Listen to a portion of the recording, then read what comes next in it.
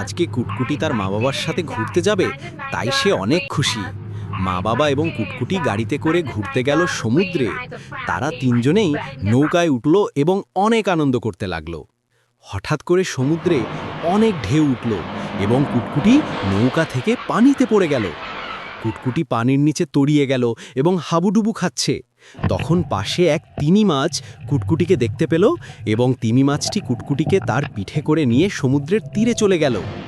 এবার কুটকুটি সমুদ্রের তীরে নেমে কিছু কাঠ কুড়ালো আর সেই কাঠে আগুন জ্বালালো।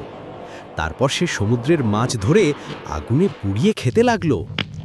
খাওয়া শেষ করে রাতে সে ওখানেই ঘুমিয়ে পড়ল এবং সকালবেলা উঠে অনেকগুলো কাঠ সংগ্রহ করল, যা দিয়ে সে একটা ভেলা তৈরি করল। সেই ভেলায় করে সে সমুদ্র পথে শহরের দিকে রওনা দিল এবং সে শহরে পৌঁছে রাস্তায় হাঁটতে শুরু করলো।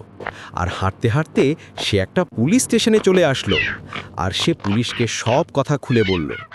তখন পুলিশ কুটকুটিকে তার গাড়িতে করে বাড়িতে নিয়ে গেল।